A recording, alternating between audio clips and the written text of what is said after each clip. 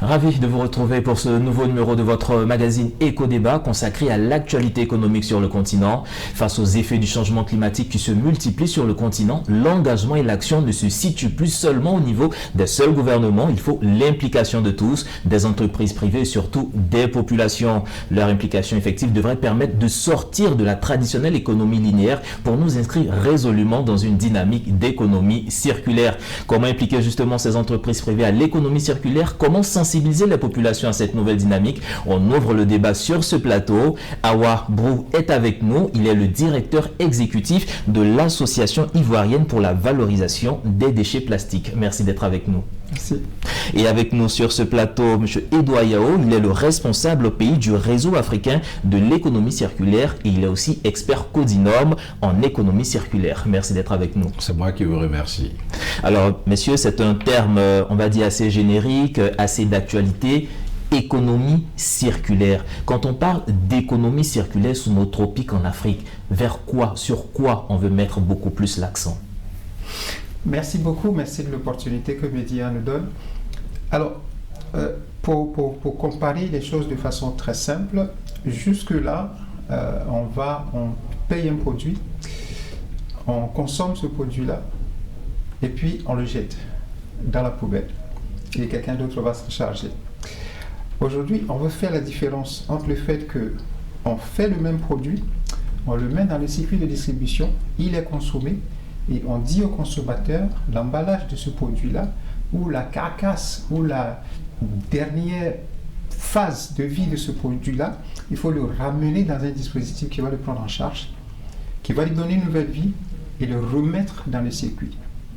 Pourquoi c'est important de faire comme ça? Parce que du coup, on économise la source première de matière, et vous imaginez bien qu'il s'agisse de bois, qu'il s'agisse de pétrole, qu'il s'agisse de tout ce qu'on peut utiliser comme matière.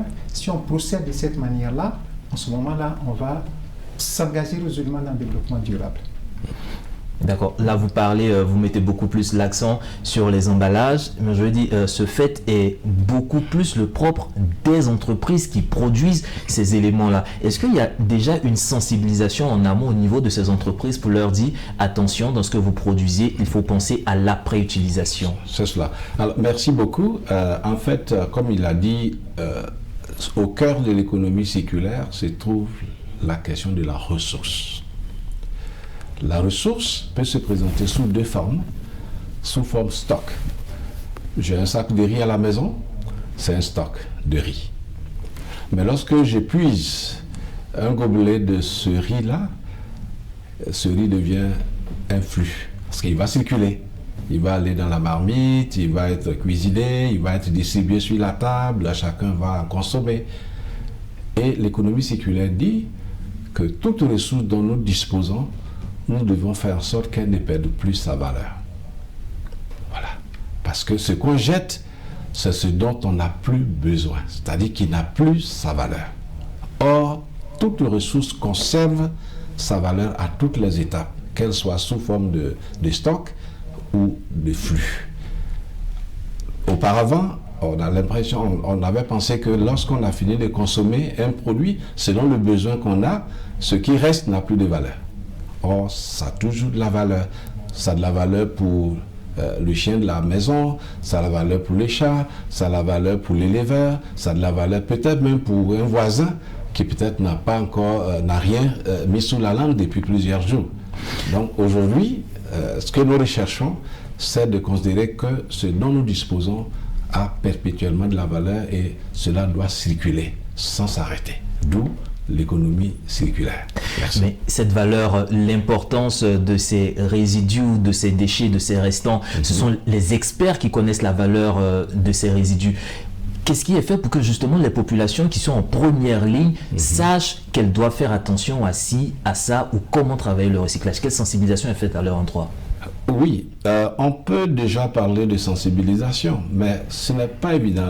Les populations sont aussi conscientes de l'utilisation de ces ressources. La preuve est que quand vous voyez les dépotoirs, la population s'y retrouve en train de rechercher des bouteilles, rechercher certains articles dont elles ont encore besoin.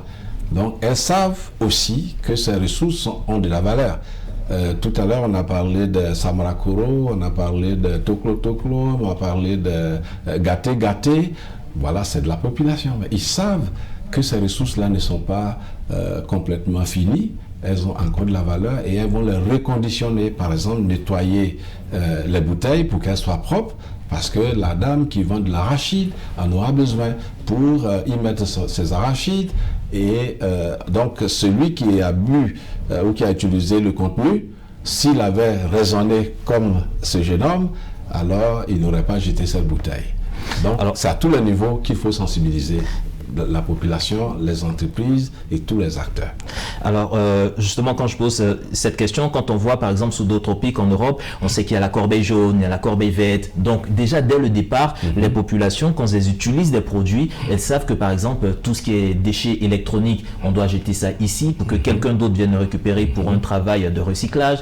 Tout ce qui est déchets plastiques, il faut les mettre ici. Tout ce qui est, déchets de nourriture, consommation, il faut le mettre là. Qu'est-ce qui est fait en Côte d'Ivoire, en Afrique de l'Ouest, pour permettre aux populations de pouvoir différencier, pour faire ce travail en amont pour ceux qui viennent au recyclage? Alors, c'est, si vous voulez, tout l'enjeu de ce que nous faisons au quotidien, à savoir que c'est vrai, nos populations, en réalité, nos populations font l'économie circulaire. Et c'est ce que M. Yao vient d'expliquer, à savoir que tout ce qui traîne va avoir un utilisateur. Maintenant, la question que vous posez, c'est ce que nous appelons le tri à la source, le tri des déchets à la source.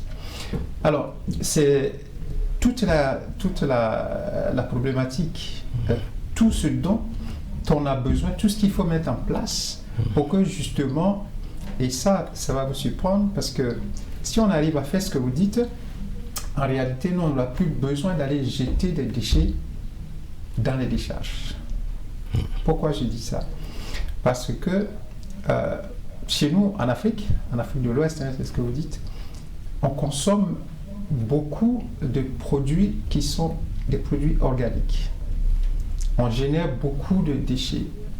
Là où je viens, quand tu regardes la poubelle de quelqu'un, tu vas trouver des restes d'aliments, des peaux de banane, des peaux d'igname, des peaux de taro, etc. Toutes choses dont quelqu'un d'autre a besoin pour aller faire ses composts, pour aller faire des engrais, etc., etc. Malheureusement, actuellement, dans la même poubelle, je vais y jeter des déchets plastiques. Tout ce qui est pot de yaourt, tout ce qui est bouteille d'eau minérale, etc., on met dans la même poubelle. On va également y jeter une ampoule électrique qu'on vient d'enlever. On va y jeter un vieux téléphone parce qu'on n'en a plus besoin. On va y jeter, donc on y met tout. Et justement, la bataille que nous sommes en train de mener, ce que nous sommes en train de faire, ce serait que, puisque pour le moment, on n'a pas de poubelle chez nous à la maison. Et pourquoi on n'a pas de poubelle? C'est tellement qu'on va parler de sensibilisation, beaucoup de personnes le savent. Mais le dispositif de prise en charge des déchets aujourd'hui ne permet pas de séparer les déchets. Parce que les cas que vous citez en Europe ou ailleurs, chaque personne sait que le lundi, il y a un camion qui viendra et qui va récupérer les déchets organiques. Le mardi, il y a un autre camion qui va venir, qui va récupérer tout ce qui est bouteilles, verres, etc. Après, il y a un autre qui va venir, qui va récupérer tout ce qui est métal. En réalité, c'est une organisation industrielle qui est derrière. Donc, tout ce que nous sommes en train de faire aujourd'hui, la toute première phase à laquelle nous voulons arriver, c'est de dire aux consommateurs, séparez vos déchets en deux parties. Tout ce qui est organique, vous le mettez dans une poubelle, et puis tout ce qui est sec et recyclable, vous le mettez dans une autre poubelle. C'est dans ce sens-là que nous sommes en train de travailler. Il y a des tests qui sont en cours, qui sont faits par la structure en charge, pour ce qui concerne la Côte d'Ivoire en tout cas, la structure en charge de la gestion des déchets. Et c'est tout le mécanisme, et c'est la raison pour laquelle je disais que, vous voyez maintenant que si on met dans une poubelle séparée tout ce qui est recyclable, tout ce que je viens de citer, ampoule, téléphone, bouteilles en plastique, etc., mais ça, on va l'envoyer dans un centre qui sera un centre de tri où on va séparer ces différents déchets-là et ça va prendre maintenant la direction de chaque activité industrielle, de chaque filière industrielle, parce que justement, ces filières industrielles-là existent. Voilà. Donc, alors permettez-moi de rebondir sur ce que vous dites tout à l'heure, vous avez parlé de textes. Aujourd'hui, est-ce qu'au niveau de la sous-région, il y a des textes justement qui encadrent l'utilisation, la valorisation de ces déchets? Je pose ma question à deux niveaux parce qu'on a vu dans certains pays l'utilisation de sachets plastiques pour les aliments et autres. Cette utilisation a été interdite, mais on voit que dans les faits, ça perdure encore, c'est dans les mœurs des populations. Comment est-ce qu'on peut faire pour arriver d'abord à sensibiliser les populations sur ce fait, et puis de l'autre côté, comment recycler ces déchets? Merci beaucoup. En fait, comme il a dit, il faut que le dispositif soit mis en place. Parce qu'on ne peut pas demander à la population de faire le tri à la base, et puis dans le transport, on mélange ce qui était trié au départ. Donc il faudrait que sur toute la chaîne, depuis la pré-collecte, depuis déjà le ramassage à domicile, il y ait le tri à la base, que la pré-collecte intègre, que la collecte intègre, et que sur toute la chaîne, il y ait la séparation des déchets. Si ça n'est pas fait, si un maillon trie et que le reste est mélangé, on perd l'effort qui a été fourni à la base. Et donc, on ne peut pas sensibiliser la population à faire le tri si les dispositifs de maintien du tri ne sont pas encore mis en place. Donc ça, c'est un premier défi. Concernant par exemple les déchets, les plastiques, c'est vrai, notre pays fait partie des pays qui ont interdit les déchets plastiques à usage unique. Mais qu'est-ce qu'il fallait? Il fallait qu'en lieu place de ces déchets, de ces plastiques, qu'on ait créé d'autres moyens de transporter nos articles. Par exemple, avoir des sachets biodégradables. Et donc, on n'a pas vraiment conçu un support qui pourrait remplacer le plastique. De sorte qu'aujourd'hui, nous continuons à perpétuer l'utilisation des plastiques, même si cette utilisation est interdite. Donc, en résumé, ce qu'il faut, c'est que lorsqu'on interdit, surtout que c'est un geste quotidien, ok, chacun de nous va dans un supermarché, chez les Mauritaniens, tout ce qu'on achète, on le met dans un plastique. Il est important que des industries puissent progressivement remplacer les plastiques par d'autres sachets qui sont biodégradables et qui peuvent être réutilisés. D'ailleurs, certaines grandes surfaces commencent à proposer des sachets qui sont réutilisables. Les sachets réutilisables, même biodégradables. Biodégradables ou même réutilisables. Vous voyez, en Afrique, avant, nos mamans allaient au marché avec un seul seau. Voilà, un seau noir, M. Awa pouvait bien le confirmer. Et elles y mettaient tout ce qu'elles achetaient au marché. Et arrivant à la maison, elles triaient, elles plaçaient ce qu'il faut laver et conserver au frigo, ce qu'il faut préparer tout de suite. On n'avait pas de sachets, mais on a pu vivre. Cela veut dire que si cela a été possible par le passé, c'est encore possible aujourd'hui. C'est encore possible. Et là, je vais me retourner vers vous, en tout cas, l'expert sur notre plateau en termes de valorisation de déchets plastiques. On voit dans certains endroits, surtout en Asie, où on utilise justement ces déchets plastiques pour faire soit des pavés, soit des briques, des matériaux de construction. En Afrique de l'Ouest, comment est-ce qu'on arrive à valoriser réellement ce déchet plastique? Alors, c'est un dispositif qui est en cours. Qui a commencé depuis quelques années déjà. Et pour revenir sur la question de l'interdiction des sachets, parce que des fois, il y a eu des petites confusions où les gens ont dit le plastique est interdit et vous continuez à le produire. Non, ce n'est pas le plastique dans son entièreté qui est interdit, ce sont les sachets plastiques. Et la loi est tellement précise qu'elle définit les dimensions de type de sachets qui sont interdits. Ce sont des sachets qui doivent avoir moins de 30 cm en longueur et en largeur moins de 20 cm et en épaisseur moins de 30 microns. Et pourquoi ces interdictions? Pour ce qui concerne la Côte d'Ivoire, le décret a été pris depuis 2013. C'est une bonne loi. Je dis c'est une bonne loi parce qu'il y a toujours d'activités et le ministre qui est en charge de l'environnement à réunir tous les acteurs en début d'année, au mois de mai, pour qu'on réactive ces dispositifs-là, qui est une très très bonne loi. Et pourquoi je dis ça? Parce que nous qui sommes acteurs de la collecte, vous pouvez ramasser tous les types de plastique que vous cherchez, mais les sachets en question là, c'est très très difficile de les enlever une fois que ça colle au sol. Mais là où c'est embêtant, c'est que justement tout le dispositif de drainage des eaux de ruissellement sont colmatés par ces sachets-là, et après vous avez une étanchéité qui est tellement bien faite qu'après vous avez énormément de débordements d'eau, vous avez des inondations dans les quartiers, etc. Donc la loi, cette loi-là, ce décret-là est utile, et nous qui sommes acteurs dans le secteur, il faut absolument qu'on contribue à faire en sorte que ça soit mis en application. Alors la bonne nouvelle, c'est que justement depuis que cette loi a été prise, toutes les entreprises, M. Yao en parlait, qui sont dans le secteur par exemple de la distribution, en tout cas aujourd'hui, si vous allez dans tous les supermarchés, pour ce qui concerne en tout cas la Côte d'Ivoire, on va vous donner un sac qui est retournable. Ce qui fait que soit vous venez avec votre sac, ou alors vous en prenez un, mais ce sac-là, lui, il doit vous permettre de revenir de façon à éviter les sachets qu'on jette. Les mauvaises pratiques continuent toujours. Aujourd'hui, on sort d'ici, vous allez dans la première boutique que vous trouvez à côté, si vous dites que vous achetez une boîte de sardines, eh bien, le vendeur, il va vouloir le mettre dans un sachet pour vous le remettre. Et quand vous lui dites gentiment, non, non, j'en ai pas besoin, il ne comprend pas. Oui. Donc, ça veut dire que nous avons du travail à faire en termes de sensibilisation. Et pourquoi? Parce que aujourd'hui, dans beaucoup de cas, on n'a plus besoin de ces sachets-là.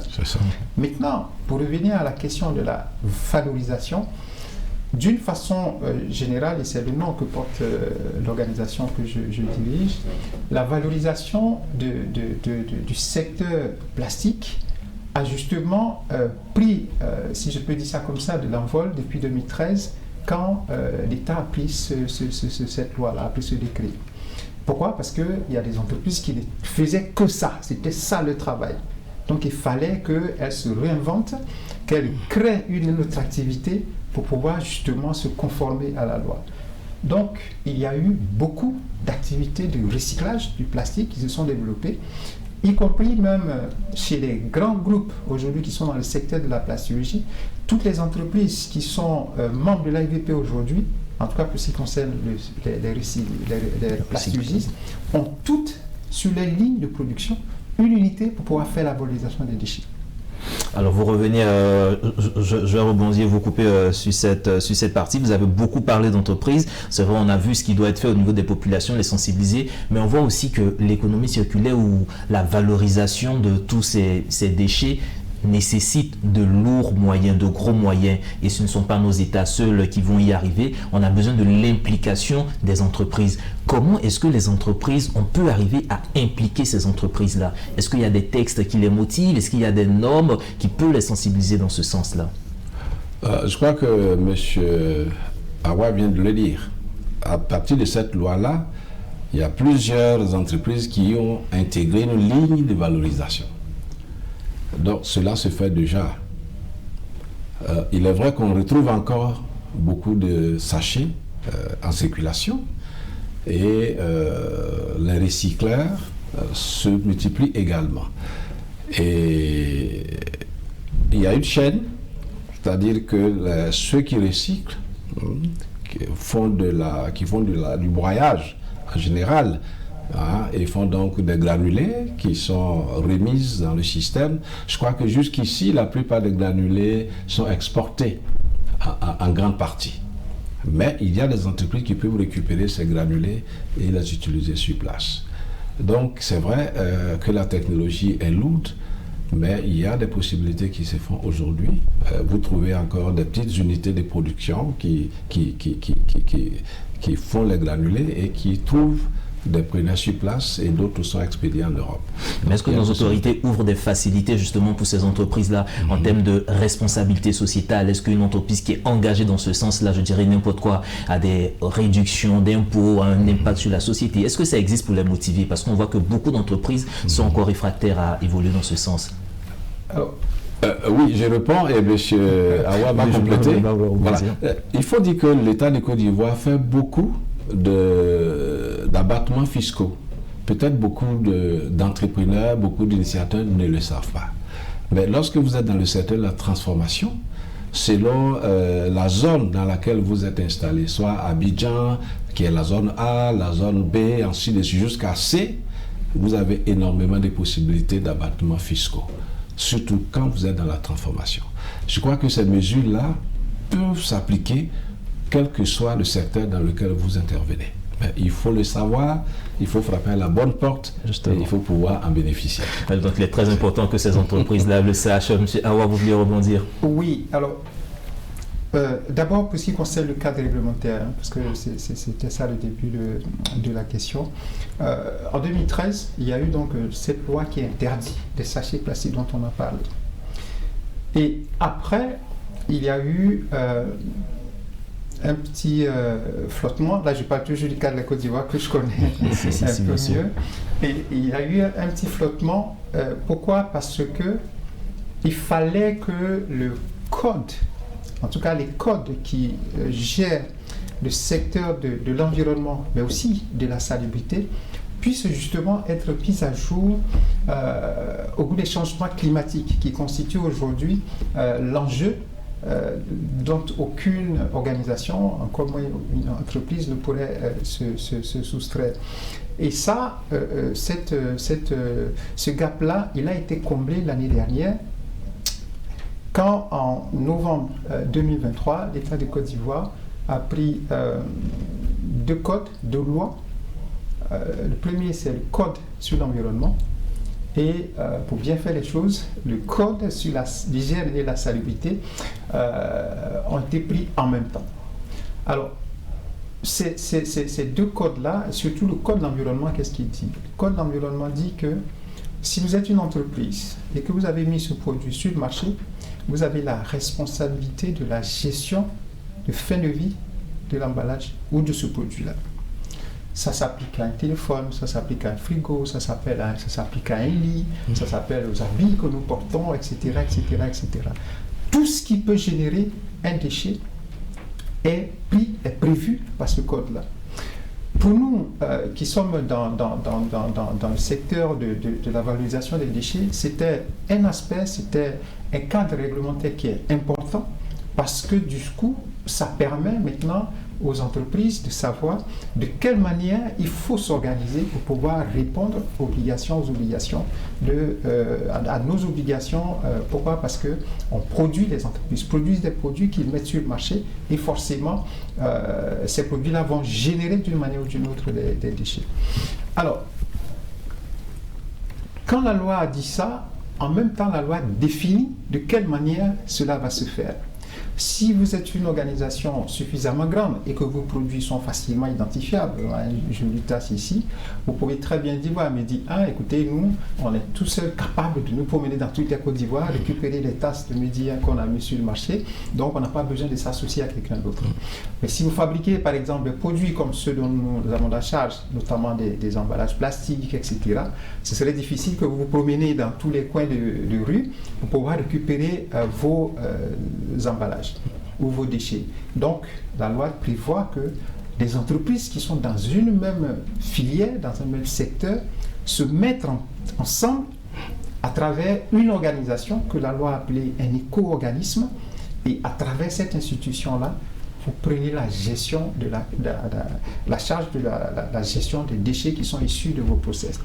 Donc, ce dispositif-là, c'est là-dedans que nous sommes aujourd'hui, et c'est pour ça que l'AIVP, qui a été créée depuis fin 2019, a rencontré donc cette loi depuis l'année dernière. Mais pour tout vous dire, en réalité, nous avons créé cette association, cette organisation, parce qu'on a vu un peu les choses venir. Vous avez anticipé. On a anticipé. Bon, ça fait aussi, il paraît que c'est aussi là de gérer les organisations. Il fallait anticiper pour qu'on ne soit pas surpris.